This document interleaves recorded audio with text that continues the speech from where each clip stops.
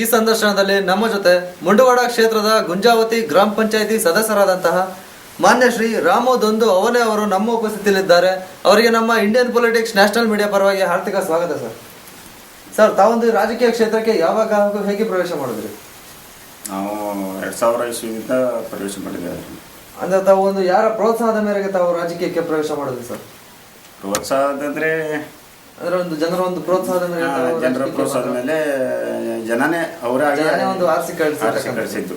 Okay, ತಮ್ಮ ಕುಟುಂಬ ಸದಸ್ಯರಲ್ಲಿ ತಮ್ಮನ್ನು ಹೊರತುಪಡಿಸಿ ರಾಜಕೀಯಕ್ಕೆ ಯಾರು ಪ್ರವೇಶ ಮಾಡಿದಾರ? ಇಲ್ಲ, ಯಾರು ಮಾಡಿಲ್ಲ, ತಾವೇ ಮೊದಲು. ತಮಗೊಂದು ರಾಜಕೀಯ ಕ್ಷೇತ್ರಕ್ಕೆ ಆದರ್ಶ ವ್ಯಕ್ತಿ ಯಾರು ಸರ್? ರಾಮಕೃಷ್ಣ ಹೆಗಡೆ. ಏನಕ್ಕೆ ಅವರ ಆದರ್ಶವನ್ನು ತಾವು ತಗೊಳ್ತಾ ಇದ್ದೀರಾ? ಅವರು ಒಳ್ಳೆಯ ಒಂದು ರಾಜಕಾರಣ ಇಲ್ಲಿ ನಮ್ಮ ರಾಜ್ಯದಲ್ಲಿ ಮಾಡಿದಕ್ಕೆ ಮತ್ತು ಮುಖಂಡತ್ವನು ಒಳ್ಳೆಯ ಇದಿತ್ತು ಅವ್ರದ್ದು. ಆ ಇದರಲ್ಲಿನೇ ನಾವು ಸಹ ಇಲ್ಲಿ ಜನಸೇವೆ ಅಥವಾ ಏನೋ ಒಂದು ಕೆಲಸ ಮಾಡಿ ಒಂದು ಹೆಸರು ತರುವಂತದ್ದು ಒಂದು ಗುಣವನ್ನು ಅವರ ಆದರ್ಶವನ್ನು ಅಳವಡಿಸಿಕೊಂಡು ಅವ್ರ ತರನೇ ಒಂದು ನಿಟ್ಟಿನಲ್ಲಿ ಕೆಲಸ ಮಾಡಬೇಕು ಅಂತ ಹೇಳಿ ಅವ್ರ ಆದರ್ಶ ತಗೊಳ್ತಾ ಇದ್ದಾರೆ. ಸೊ ತಾವು ರಾಜಕೀಯಕ್ಕೆ ಪ್ರವೇಶ ಮಾಡೋ ಮೊದಲು ಜನಪರ ಹೋರಾಟ ಮಾಡಿದಿರಾ? ಮಾಡಿಲ್ಲ. ಯಾವ್ದೇ ತರ ಜನಪರ ಹೋರಾಟ ಮಾಡಿಲ್ಲ. ಮತ್ತೆ ಸಂಘ ಸಂಸ್ಥೆಯಲ್ಲಿ ಏನಾದ್ರು ಭಾಗವಹಿಸಿದಿರಾ? ಸಂಸ್ಥೆಯಲ್ಲಿ ಸಹ ಇಲ್ಲ, ಮಾಡಿಲ್ಲ ಸರ್. ಯಾವುದೇ ಸಂಘ ಸಂಸ್ಥೆಯಲ್ಲಿ ಭಾಗವಹಿಸಿಲ್ಲ. ಓಕೆ, ತಾವು ರಾಜಕೀಯ ಕ್ಷೇತ್ರಕ್ಕೆ ಪ್ರವೇಶ ಮಾಡಿದ ನಂತರ ಇಲ್ಲಿಯವರೆಗೂ ಗ್ರಾಮ ಪಂಚಾಯತಿ ಸದಸ್ಯರಾಗಿ ಏನೆಲ್ಲ ಕೆಲಸ ಕಾರ್ಯಗಳು ಮಾಡಿದಿರಾ ಸರ್? ಕೆಲಸ ಸರ್ ನಾವು ಭಾಳ ಮಾಡಿದ್ವಿ. ಅಂದ್ರೆ ಯಾವ ತರ ಕೆಲವಷ್ಟು ರಸ್ತೆ ಇರಲಿಲ್ಲ, ಕರೆಂಟ್ ವಿದ್ಯುತ್ ಕಂಬ ಇರಲಿಲ್ಲ, ಕಡೆಗೆ ಮನೆಗಳು ಇರಲಿಲ್ಲ, ಸುಮಾರಷ್ಟು ಕೆಲಸ. ಸುಮಾರಷ್ಟು ಅಂದ್ರೆ ಆಗಲಿಂದನೇ ಈಗ ಅಭಿವೃದ್ಧಿ ಆಗಿದ್ದು. ಮೊದಲು ಯಾವುದು ಏನೂ ಇರಲಿಲ್ಲ. ಅಂದ್ರೆ ಅಧಿಕಾರಕ್ಕೆ ಬರೋ ಮುಂಚೆ ಯಾವ ತರ ಸಮಸ್ಯೆ ಇತ್ತು, ಅಧಿಕಾರಕ್ಕೆ ಬಂದ್ಮೇಲೆ ಯಾವ ತರ ಬಗೆಹರಿಸ್ತದೆ? ಅದು ಈಗಾಗಲೇ ಚಲೋ ಬಗೆಹರಿದಿದೆ. ಕೆಲವು ನಾವು ಪಂಚಾಯತಿಯಿಂದ ಮಾಡುವಷ್ಟು ಮಾಡಿ ಸಪರೇಟ್ ಯೋಜನೆಗಳನ್ನು ಜಲ ನಿರ್ಮಲ ತಂದ್ವಿ, ಸ್ವಚ್ಛ ಗ್ರಾಮ ಯೋಜನೆ ತಂದ್ವಿ, ಹಿಂಗೆಲ್ಲ ತಂದು ಈಗ ನೀರಿಂದು ಅದು ಇದೆಲ್ಲ ಸಮಸ್ಯೆಯನ್ನು. ಅಂದ್ರೆ ತಮ್ಮ ವಾರ್ಡ್ನಲ್ಲಿ ಒಂದು ಸ್ವಚ್ಛತೆ ಬಗ್ಗೆ ಯಾವ ತರ ಕ್ರಮ ವಹಿಸ್ತಾ ಇದ್ರು ತಾವು? ಸ್ವಚ್ಛತೆ ಬಗ್ಗೆ ಒಂದು ಜನರಲ್ಲಿ ಒಂದು ಅರಿವು ಮೂಡಿಸ್ತಾ ಇದ್ರೆ? ಹೌದು. ಯಾವ ತರ ಮನೆಗೊಂದು ಶೌಚಾಲಯ ಮಾಡ್ರಿ, ಈಗಾಗಲೇ ಕಟ್ಟಿದ್ದಾರೆ ಸುಮಾರಷ್ಟು. ಈ ವರ್ಷನೇ ಇಲ್ಲ, ಮನೆಗೊಂದು ಶೌಚಾಲಯ. ಯಾರು ತನ್ನ ಅಕ್ಕಪಕ್ಕದಲ್ಲೆಲ್ಲ ಸ್ವಚ್ಛವಾಗಿ ಇಡಬೇಕು, ಕೊಳಚೆ ನೀರಿಗೆಲ್ಲ ಇದನ್ನು ಜನರ ಅರಿವು ಮೂಡಿಸ್ತಾ ಇದ್ರೆ. ಒಂದು ತಮ್ಮ ಸ್ವಇಚ್ಛೆಯಿಂದ ಶಿಕ್ಷಣದ ಬಗ್ಗೆ ಯಾವ ತರ ಒತ್ತು ನೀಡ್ತಾ ಇದ್ರು? ಶಿಕ್ಷಣದ ಬಗ್ಗೆ ಪ್ರೋತ್ಸಾಹ ನೀಡ್ತಾ ಇದ್ರು. ಅಂದ್ರೆ ಶಾಲೆಗೆ ಹೋಗುದು, ಅಲ್ಲಿ ಹಂಗೆ ಏನಿದೆ ಎಲ್ಲ ವಿಚಾರ ಮಾಡುದು, ಮಕ್ಕಳ ಶಾಲೆಗೆ ಬಿಡ್ದಂಗೆ ಹೋಗ್ತಾ ಇರ್ಲಿಕ್ಕೆಲ್ಲ ಅದನ್ನ ಇದೆಲ್ಲ ಮಾಡಿ ಒಂದು ಪ್ರೋತ್ಸಾಹ ನೀಡ್ತಾ ಇದ್ರೆ ಶಿಕ್ಷಣಕ್ಕೆ. ಓಕೆ, ತಾವು ಇಷ್ಟು ಕಾಲಾವಧಿಯಲ್ಲಿ ಒಂದು ನೀರಿನ ಸಮಸ್ಯೆ ಆಗ್ಲಿ, ಪವರ್ ಸಮಸ್ಯೆ ಆಗ್ಲಿ, ರಸ್ತೆ ಸಮಸ್ಯೆ ಆಗ್ಲಿ ಎಲ್ಲ ಕಾಮಗಾರಿಗಳು ನಡೆಸಿದ್ರೆ ಪೂರ್ತಿ ಆಗಿದೆ ಅಂತ ಒಂದು 70% ಭಾಗ ಆಗಿದೆ, ಕೆಲಸ ಕಾರ್ಯಗಳು ನಡೆದಿದೆ. 70% ಆಗಿದೆ. ಇನ್ನು ಏನೆಲ್ಲ ಆಗ್ಬೇಕು ಅಂತೇಳಿ ಯೋಜನೆ ಹಾಕೊಂಡಿದ್ರ ಸರ್? ಇನ್ನು ನಮ್ಮಲ್ಲಿ ಕೆಲಸದ ಬಗ್ಗೆ ಅಂದ್ರೆ ಈಗಾಗಲೇ ರಸ್ತೆಗಳನ್ನ ಎಲ್ಲ ಈಗಲೇ ನಾವು ಮೆಟ್ಲಿಂಗ್ ಎಲ್ಲ ಪೂರ್ತಿ ಮುಗಿಸಿದ್ದೇವೆ. ಇನ್ನೇನು ಮಾಡ್ಲಿಕ್ಕೆ ಕಾಂಕ್ರೀಟ್ ರೋಡ್ ಮಾಡಬೇಕು.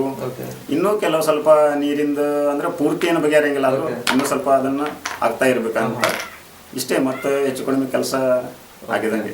ಅಂದ್ರೆ ತಾವು ಇಷ್ಟೆಲ್ಲ ಹೇಳಿದ್ರೆ ಇಷ್ಟು ಕಾಲಾವಧಿಯಲ್ಲಿ ಇಷ್ಟೆಲ್ಲ ಮಾಡಿದಿರ ತಾವು ಸದಸ್ಯರಾಗಿ. ಹೌದು. ಈಗ ಇಷ್ಟು ಕಾಲಾವಧಿಯಲ್ಲಿ ಮಾಡಿರ್ತಕ್ಕಂಥ ಕೆಲಸದಲ್ಲಿ ಜನ ಒಂದು ಹೆಚ್ಚಾಗಿ ನೆನೆಸುವಂತ ಕೆಲಸ ಯಾವ್ದು ಮಾಡಿದಿರ? ಜನ ನೆನೆಸುವಂಗೆ ಇಲ್ಲಿ ಮೇನ್ ಆಗಿ ಇದ್ದಿದ್ದು ಚೊಕ್ಕಾಗಿ ಕಾಡಿನಲ್ಲಿ ಇದ್ದಂಗೆ ಹಳ್ಳಿ ಇದು. ಇಲ್ಲಿ ಏನೂ ಅಭಿವೃದ್ಧಿ ಇರಲಿಲ್ಲ. ನಾವು ರಾಜಕೀಯದಲ್ಲಿ ಬಂದ ನಂತರನೇ ಇಲ್ಲಿ ಎಲ್ಲರೂ ಗುಡಿಸಲು ಮನೆಯೇ ಇತ್ತು. ಅಷ್ಟು ಜನರಿಗೆ ಮನೆಗಳನ್ನು ಕೊಟ್ವಿ, ಶೌಚಾಲಯ ಕೊಟ್ವಿ, ಅಸ್ತ್ರವಲಯಗಳ ಕೊಟ್ವಿ. ಹಿಂದೆ ಸ್ವಚ್ಛ ಗ್ರಾಮ ಯೋಜನೆ ಅಂತಂದು ಅವಾಗ ಒಂದು ತಿಪ್ಪಿ ಗುಂಡೆ ಅದು ಇದು ಎಲ್ಲ ಇತ್ತು, ಅದು ಸ್ವಚ್ಛ ತೆಗೆದ್ವಿ. ಎಲ್ಲ ಸೌಕರ್ಯ. ಕಡೆಗೆ ನೀರಿಂದು ಜಲ ನಿರ್ಮಲ ಯೋಜನೆಯಲ್ಲಿ ಒಂದು 2 ಟ್ಯಾಂಕ್ ಇತ್ತು, ಈಗ ಇಲ್ಲಿ ಒಂದು ಟ್ಯಾಂಕ್ ಕಟ್ಟಿದ್ದೇವೆ. ಅದೆಲ್ಲ ವ್ಯವಸ್ಥೆ ಚಲೋ ಮಾಡಿದ್ದೀರಾ? ಗಟ್ರ ಮಾಡಿದ್ದೇವೆ. ಇನ್ನು ಕೆಲವು ಗಟ್ರ ಆಗುವುದಿದೆ, ರಸ್ತೆಯನ್ನು ಸ್ವಲ್ಪ ಕಾಂಕ್ರೀಟ್ ಎಲ್ಲ ಆಗಬೇಕು. ತಾವು ಇಷ್ಟು ಕಾಲಾವಧಿಯಲ್ಲಿ ಜನ ಒಂದು ನೆನೆಸುವಂತ ಕೆಲಸ ಎಲ್ಲ ಇಷ್ಟೆಲ್ಲ ಮಾಡಿದಿರ ತಾವು. ಮತ್ತೆ ಮೂಲಭೂತ ಸೌಕರ್ಯ ಏನು ಒದಗಿಸ್ಬೇಕು ಎಲ್ಲ ಒದಗಿಸ್ಕೊಟ್ಟಿದ್ದೀರ ತಾವು.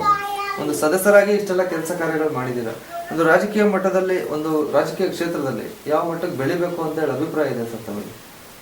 ನಮಗೆ ಬೆಳಿಬೇಕಂತೇಳಿ ಇದೆ, ಇಷ್ಟು ಲೆವೆಲ್ ಸಾಕು. ಇದ್ರ ಮುಂದೆ ಹೋಗ್ಬೇಕಂತ ಏನಿದ್ದೀವಿ. ಯಾಕಂದ್ರೆ ನೆಕ್ಸ್ಟ್ ತಾಲೂಕು ಕಂಟೆಸ್ಟ್ ಮಾಡ್ಬೇಕು ಅಂತ ಏನಾದ್ರು ಅಭಿಪ್ರಾಯ ಇದೆಯಾ?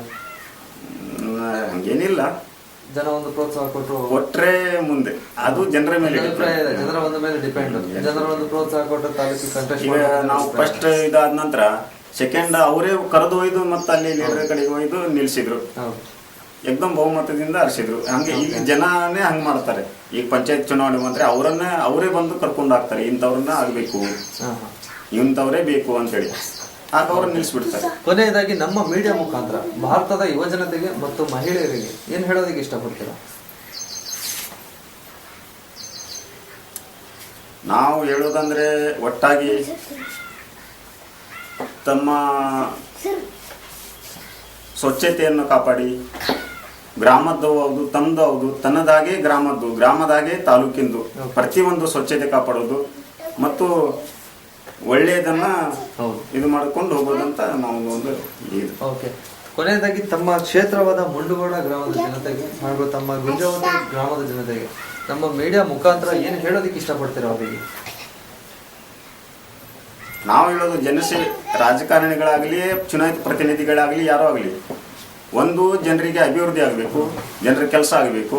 ನಾನಾಗಲಿ ಇನ್ನೊಬ್ಬರಾಗಲಿ ಅಧಿಕಾರದಲ್ಲಿ ಇರಲಿ ಇರದೇ ಇರಲಿ, ಒಟ್ಟು ಸಮಸ್ಯೆ ಇರದಂಗೆ ಜನರ ಕೆಲಸನೂ ಆಗ್ತಾ ಇರಬೇಕು, ಇಲ್ಲಿ ಸಮಸ್ಯೆ ಆಗ್ತಾ ಇರಬಾರ್ದು. ಇದು ಒಂದು ನನ್ನ ಹೇಳಿಕೆ. ಓಕೆ, ತಮ್ಮ ರಾಜಕೀಯ ಜೀವನ ನಮ್ಮ ಮುಂದೆ ಹಂಚಿಕೊಂಡಿದ್ದಕ್ಕೆ ನಮ್ಮ ನ್ಯಾಷನಲ್ ಮೀಡಿಯಾ ಪರವಾಗಿ ಹಾರ್ದಿಕ ಅಭಿನಂದನೆ ಸರ್.